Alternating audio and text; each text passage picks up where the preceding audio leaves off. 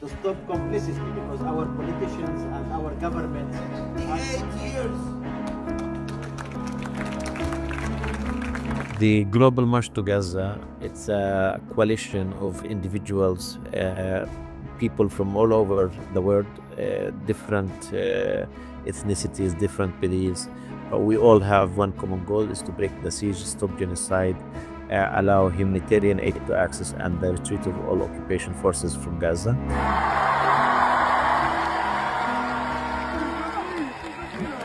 Palestinian, American, or Palestinian born in the United States. الشعب يريد كسر الحصار، يريد تحرير فلسطين، تحرير فلسطين، الشعب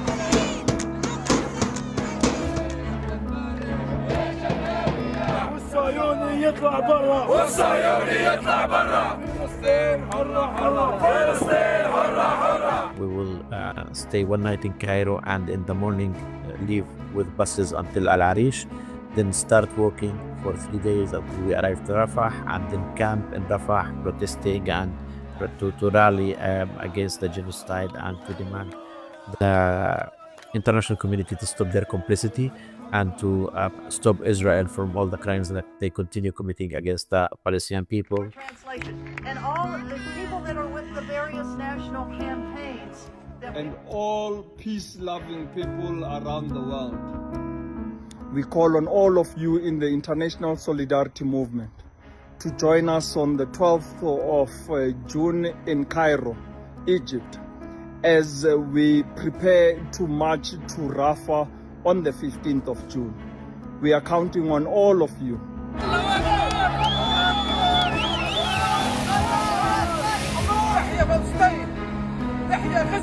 But what is happening in Gaza is cornering all of our beliefs in a narrow place regarding the values and the principles that we have been fighting for all our lives. So if we don't move today, we are going to lose what is remaining for our humanity and dignity.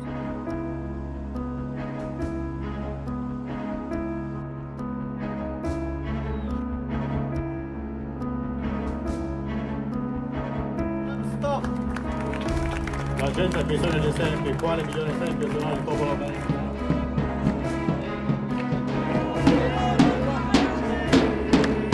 We are going to continue doing our campaigns. We will continue doing our mobilization. We are inspired by the resilience of the Palestinian people, and they are leading the way for us.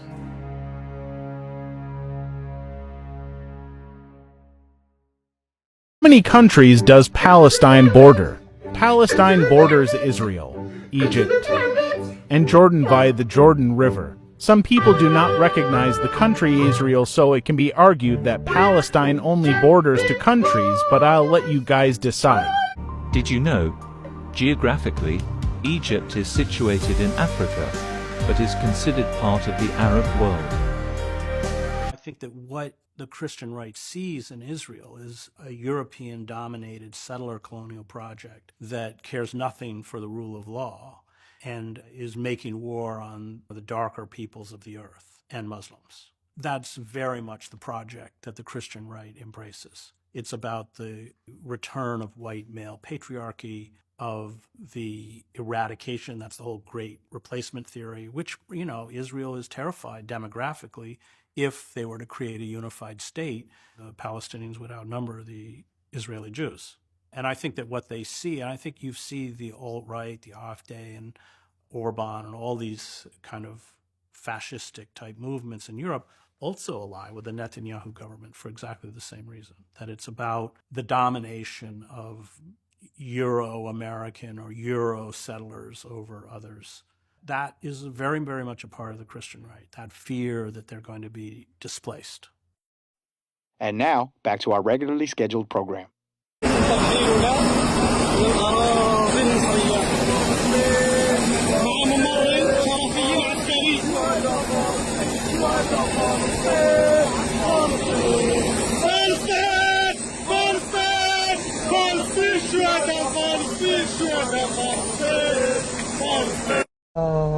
الناس ترقد في الأرضية ما كاش أمكنة.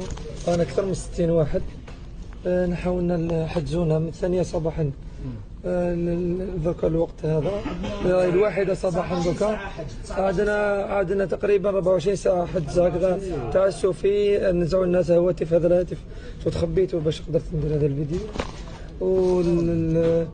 ومشاكل كبار حتى الجوازات راهم محتجزين عندهم ما حبوش يعطوهم لنا فتشونا الهواتف دخلوا لكل الخصوصيات.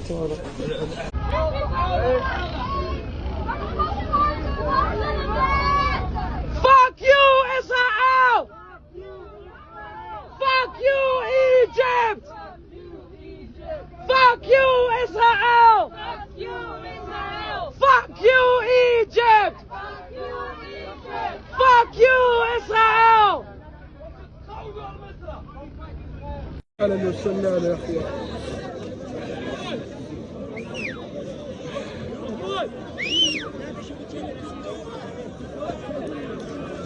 I'm here in Ismailia, Egypt, and for the global march to Gaza, from Cairo to Gaza.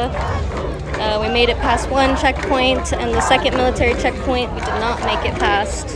They started stopping everybody and taking their passports, and had a whole bunch of riot police show up, even though we are peaceful.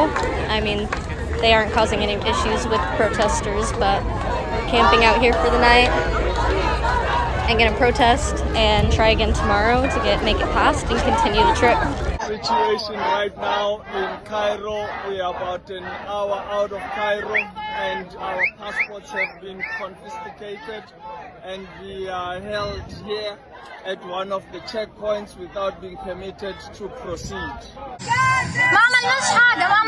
You cry, we will never let you die.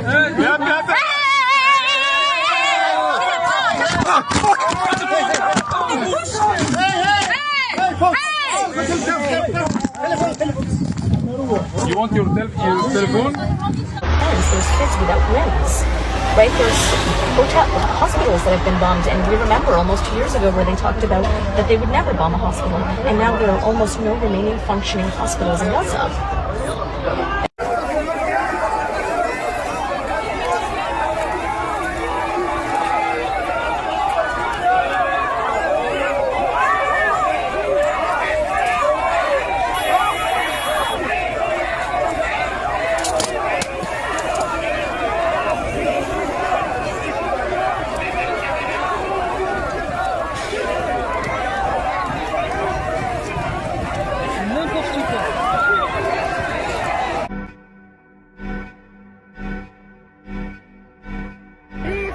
They told us we had 15 minutes to leave or they would start charging and attacking, and it has now been about 30 minutes of us peacefully sitting and chanting, and they haven't done anything.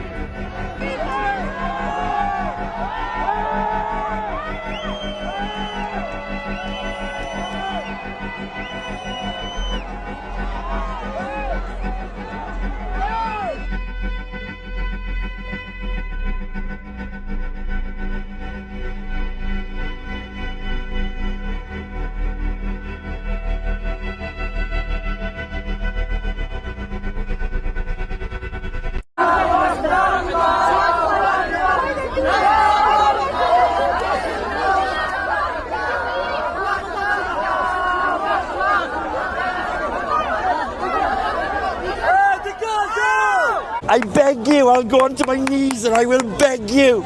The women are trying to feed their dying babies and their breasts are empty.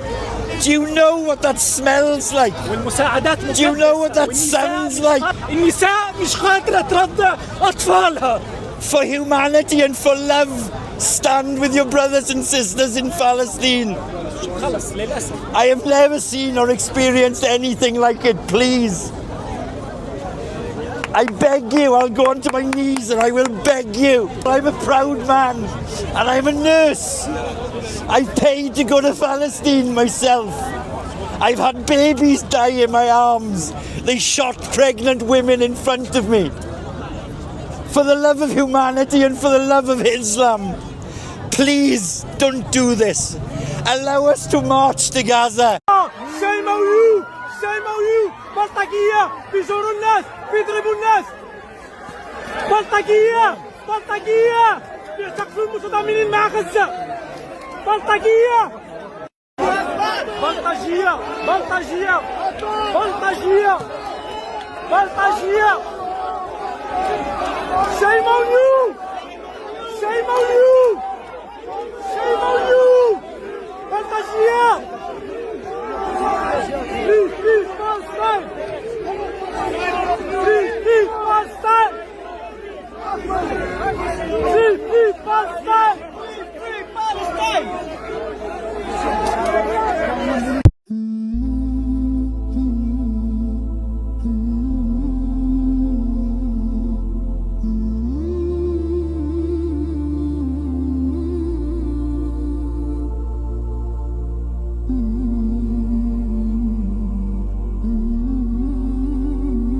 You're learning so many important things, and I'm so proud of you.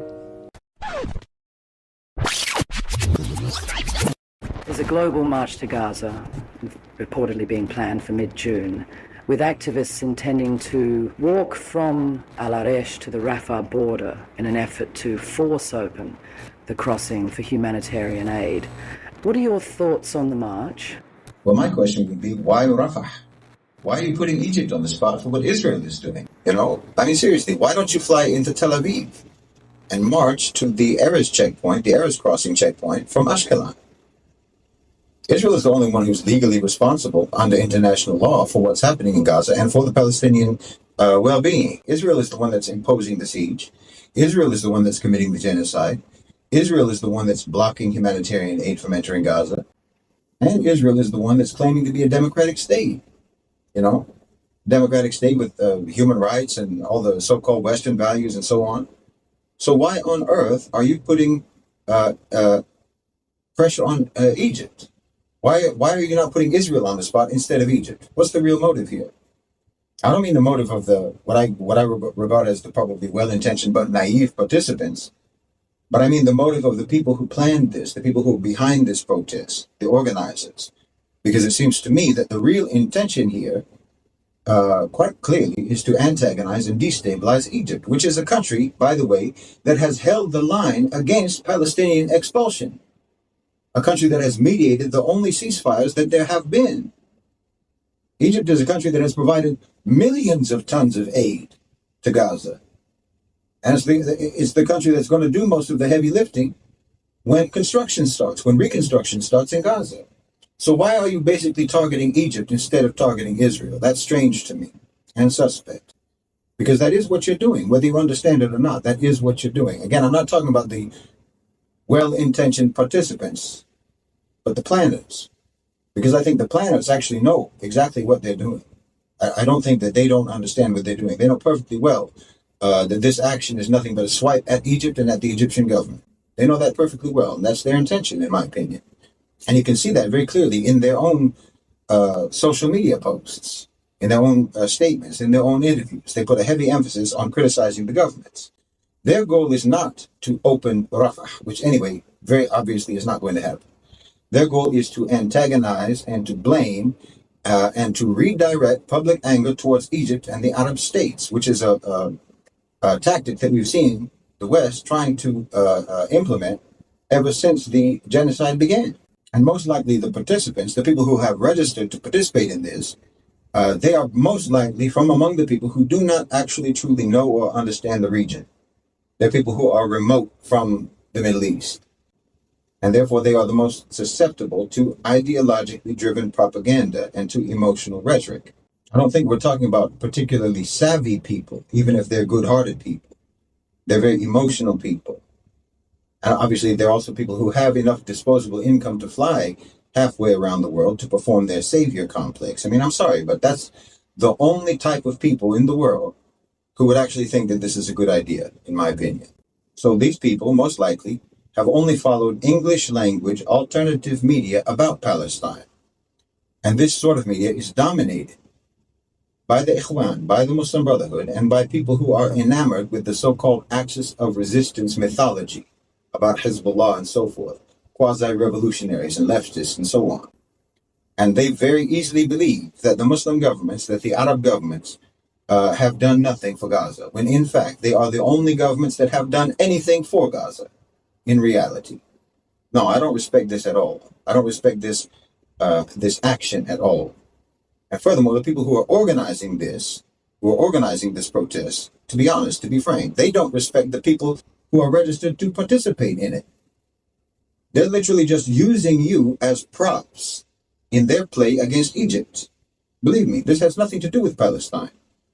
This action, this protest has nothing to do with Palestine, nothing to do with Gaza. It's just Palestine and Gaza is just a hook to get gullible people to participate. Because otherwise, again, if you were serious, you would be going to Israel, not Egypt. You'd be protesting the siege of Gaza, where it is actually being imposed. You'd be going to the Erez checkpoint or the Kerem Shalom checkpoint instead of Rafah. You'd be putting the spotlight on Israel, but that's not what you're doing. You're trying to put Egypt on the spot, when Egypt does not have unilateral control of the Rafah border crossing. But you're trying to put pressure on them. You're putting them under the gun. No, the goal here is not actually to open the border.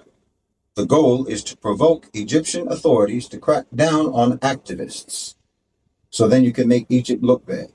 So then you can make Egypt look like it's the bad guy, that they're complicit with the Zionists, which is something that you've always said. That's what the organizers want. Yes, this is absolutely what they're hoping for. They're hoping that you're all going to get detained. They're hoping that you're going to get arrested, that you're going to get stopped. The ideal scenario for them is for the Egyptian authorities to allow you to get as far as Rafah and then have riot police deployed against you. So then they have good dramatic footage for social media. That's all they care about. They don't care about Gaza. And they don't care about the people who care about Gaza. This whole thing is a sham, in my opinion. Because look, first of all, you need government permission to carry out a protest in Egypt. You need permission. And that's permission that they haven't gotten as of now. And even if you have permission to protest in Egypt, foreigners are still not allowed to participate in that. You can't be a foreigner and participate in political activities in Egypt. Now, they've stated that their plan is to proceed with or without government approval. Okay. That is called a declared intent to break the law. You're now putting all of those people, all of the people who are participating in that, you're putting them at risk now. Not to mention you need a permit to even go to northern Sinai. Not to mention Rafah is a militarized zone. No. The Egyptians who participate in this, if they get any to join them, they're going to go to jail. The foreigners are going to be detained and either jailed or deported, most likely deported. That's either going to happen before or when you reach Rafah. There are several possibilities of how the authorities can handle this, and depending on when they do it, at what stage of your protest or your march they do it, it gets progressively worse. The best case scenario for you is actually that they just deny you entry into Egypt, and they squash the whole thing right then and there. Most likely, you'll arrive in Egypt, and the organizers will most likely be detained at the airport, probably arrested. Because listen, I don't know if you think that Egypt is some sort of primitive, undeveloped backwater or what, but they have an intelligence and a security apparatus, and it's not a joke. Egyptian immigration officials profile travelers, especially travelers who have activist backgrounds.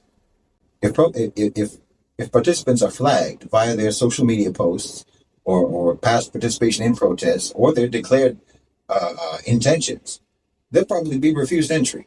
They'll confiscate your equipment, they'll confiscate your devices, your cameras, your whatever protest materials you have. The airport authorities are probably going to search your luggage for any sign of demonstrations, flags, banners, what have you, and they're going to confiscate everything. They will interrogate you and they will deport you. That's the best case scenario. That's the best case scenario, what you have to look forward to. And they don't even have to tell you why they're doing it. They don't have to tell you why they refuse you entry. You can get refused at any country's border without explanation. I know that might be shocking for Westerners who think that they have magical passports, but that's the way it is. And if that doesn't happen, the next possibility is that they just prevent you from leaving the city, from leaving Cairo, prevent the buses from leaving Cairo, or stop them at checkpoints along the way to El Arish. That's maybe an 80 to 90% probability. If they don't stop you, if they let you in, they don't deny you entry, then they can stop you on the way. And then everything else that I mentioned is going to happen. They'll stop you. They'll stop your buses. You'll get detained. You'll get interrogated, and you'll get deported. And as for any Egyptians who might be participating in that, well, they're going to go to jail. And I wonder if those Egyptians who participate with you, when they go to jail, are you going to help them? Are you going to pay their legal fees? Are you going to get them good lawyers and get them out of prison? I doubt it. Like I said, travel to Sinai generally requires military approval. Buses with foreigners heading to Rafah will very likely be halted under counterterrorism pretexts. The drivers might be arrested. They could be jailed. The transport operators, whoever is operating those buses, they could lose their licenses for assisting protesters, for assisting foreign agents, because that's what you will be. That's what you'll be seen as, and in fact, that's what you are. Foreign agents, instigators, provocateurs. So they can block all the roads to Al Arish with security forces. That's normal. The military tightly controls northern Sinai access. Even Egyptian civilians generally need permits. See, this isn't a movie. This isn't the movie that you think it is, or the movie that you think it's going to be. This is real life. And then if none of those things happens, and these people actually get to Rafah, that's when you get into worst case scenario territory. Literally riot control police, tear gas, rubber bullets, truncheons. I mean, are the organizers preparing you for this? Are you ready for that? I know that the organizers told you that there's going to be ambulances accompanying you along the way. But you have to understand that that is not even slightly under their control. I mean, just think for a second. A bunch of foreigners, a bunch of Westerners, marching on the road to Rafah with ambulances trailing them. How does that look to the Egyptian authorities? So it looks like you're looking for a fight. They can stop those ambulances, arrest anyone inside those ambulances, and that's that. You have no more medical backup, and you have nowhere to run. It's not your country. If you get to Rafah, you're going to be corralled into military police vehicles and shuttled off to detention centers before you even know what happened. And you won't even get to live stream it because they will have taken your devices already. And this is what you need to understand. This is what the organizers want to have happen. Do you understand? This is exactly the actual point of this whole thing. They want Egypt to crack down on you.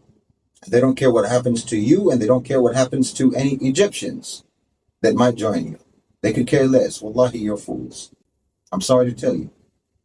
There is exactly 0% chance of you actually forcing open the border of Rafah.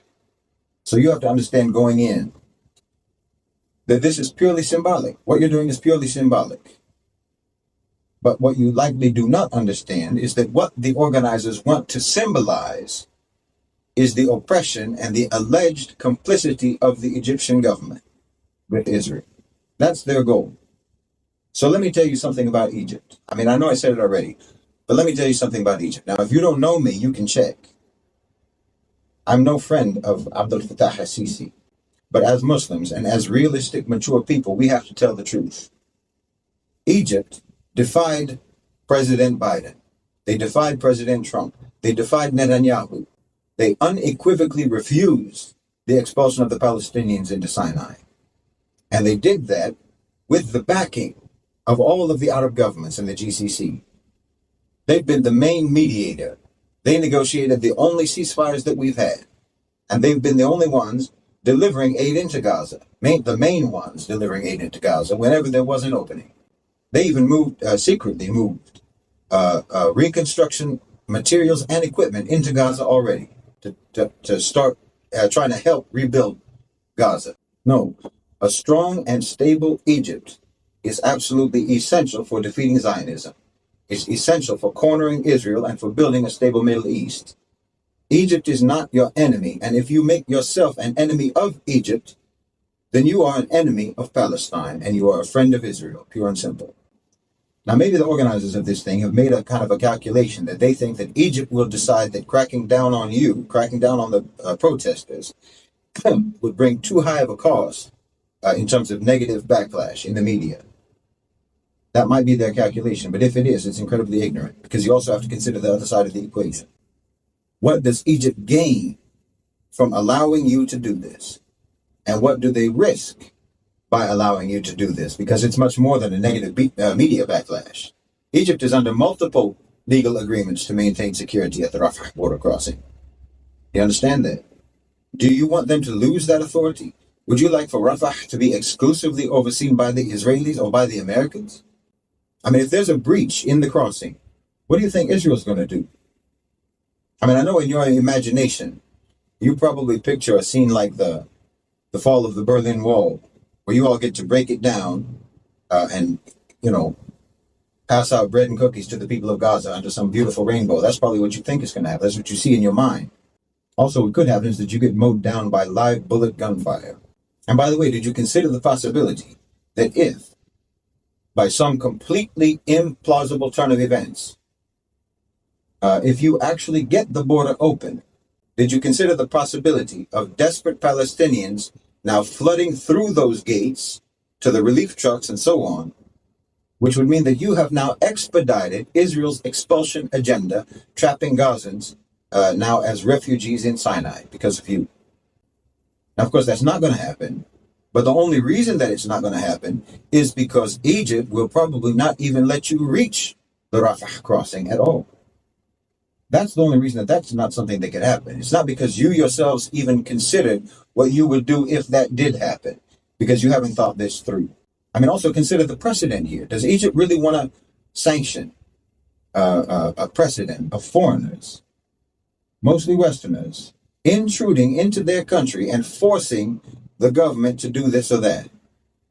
Basically having their sovereignty undermined, having their sovereignty sabotaged and commandeered by a bunch of foreigners who have no respect for that country's laws and for that country's interests. How is that a good idea? What would motivate them to go along with that? That is an incredibly arrogant and obnoxious and self-important attitude, and so typically Western. Yes, I said it. It's a colonizer, Western supremacist mentality. That's what's working in your mind, whether you know it or not. Just like the colonizers of old, you're telling yourself that you know best, that you have to sort out all of the affairs for these primitive Arabs. You have to show them how to be civilized and how to be just. I mean, the sheer ego is just breathtaking. You're basically colonial activists, in my opinion. Everyone is corrupt and everyone is incompetent except for us, so we just have to go to Rafah and do it ourselves. You must be joking. Now, I already know what people will say. Shaheed is hating on a genuine popular effort. Shaheed is against real grassroots activism. He's anti-protest. He's pro-Arab regime. He's criticizing but providing no solutions, etc., etc., etc. Honestly, that whole script is dog-eared by now. Well, look, like I said, here's an option. You could do the same thing that you are doing, but do it in Israel instead. Do it where it's actually more appropriate and where it's more strategically useful to do it, where it's more symbolically useful to do it. Let the Israelis crack down on you. Provoke a backlash against the Zionists, not against Egypt. And here's the thought. If you're really willing and ready to face detention, to face jail, to face tear gas, to face security forces and bullets and so forth, well, do it in your own countries then. Do it in the countries that are financing the genocide, arming the genocide, and providing political cover for the genocide. I mean, you're literally already over there. No plane ticket is necessary. No passport required. I mean, I know that you're all mostly coming from the West anyway, because obviously. So you're already over there, where the real masterminds and the real financiers and the real bosses of Israel are. So, I mean, escalate your tactics there if you mean it, if you're serious, if you're really that willing to go to jail. If this isn't just a delusional activist tourism excursion, be more confrontational at home. But don't bring your Western-style performative protests to our part of the world just to destabilize and undermine our countries and undermine what our people are doing, what our governments are doing, because they're doing a lot. I mean, if you're ready for jail and you're ready for riot police, what's holding you back? Right there where you are. You're already inside Israel's life support system, over there in America, over there in Europe, and so on. I know that's where most of you are coming from. You can't think of anything better to do than to come put Egypt on the spot? You're literally leaving the places where useful things could be done to come over to where nothing useful can be done, and that's supposed to be activism. Well, you could make sure that all of the companies on the BDS boycott list not only don't get customers, they don't get to operate at all. If you have that kind of conviction, if you truly have that kind of commitment, you could do that. And if you don't know what I'm talking about, then just look at the early labor movement and you can learn about their tactics. You can learn about their strategies. Well, you have tactical options. Yes, you do, but they're not necessarily Instagrammable. See, this is why Middle Nation emphasizes actually trying to understand, actually trying to realistically understand how power dynamics work, how geopolitics works, how narrative and propaganda are different from factual reality and the understanding of factual reality. Because clearly to me, these are people who are absolutely under a completely unrealistic, unserious misapprehension about the entirety of the situation. This is also why we focus on trying to be objective, trying to be unemotional in our analyses. Because you're clearly motivated now by feeling, not by thinking. And sure, of course, we all feel something about Gaza. You wouldn't be a human if you didn't feel something about Gaza. But what you're supposed to do is to use that feeling to motivate you, to drive you, to mobilize your intelligence and your deliberation and your discernment, your creativity and your analytical insight to determine practical strategies. But you let your feelings overthrow your intellect. It's a coup against your own mind. And you let your own feelings and your own emotions take over. And I'm sorry to tell you, that will always just make you a pawn of the people who don't do that, the people who don't let their emotions take over. And you're only going to recognize what satisfies your emotions. This is the problem. So if others are pursuing strategies that are intelligent but emotionally unsatisfying, then you will not even understand, much less appreciate those strategies and what those people are doing. It's a whole mentality that ultimately leaves you with no intellectual sovereignty. Because honestly, you will just end up being completely under the control of whoever can spin narratives that resonate with your emotions, that resonates with your feelings, like the Muslim Brotherhood types, like the Axis of Resistance fanboy types, and so on. These the emotional rhetoric types, but they're all lying to you. But your feelings make you believe it. And that means that you're not only not going to do anything useful, you will most likely do things that are misdirected and counterproductive. You'll be doing all of that. You'll be doing really destructive things, all the while feeling that you're paving the way to liberation. And as far as me being pro-Arab regime, well, I've said it before, I am pro-Muslim. I'm pro-Muslim stability and prosperity in the Muslim world.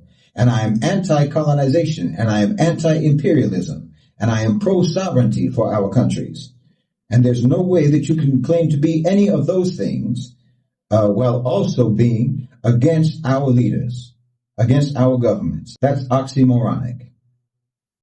I mean, you've got Western Muslims cooperating with kuffar, cooperating with, left-wing, right-wing, atheists, LGBT, red pill, feminists, communists, capitalists, on and on and on and on and on. But they draw the line at supporting our own Muslim governments. Wallahi, this is absurd. And it's obvious to any intelligent Muslim that the only thing that you have in common with all these people, and the only thing that all of these people have in common, the only thing that they agree upon, their biggest common interest, is destabilization of our countries. Will you tell me how destabilizing Egypt is good for Gaza and not good for Israel? You tell me how throwing Egypt into chaos is good for Palestine and not good for Zionism. I mean, think it through. The Western savior complex has never saved anyone. It has only ever increased and intensified the misery of every victim who they allegedly wanted to help. No, you need to get over yourselves and start working with your team, assuming you even know whose team you're on. But I'll tell you this, if you are on the team of the Muslims, and if you're on the team of the Palestinians and of the people of Gaza, then you have no business participating in team colonizers' activities, and that's exactly what this march is.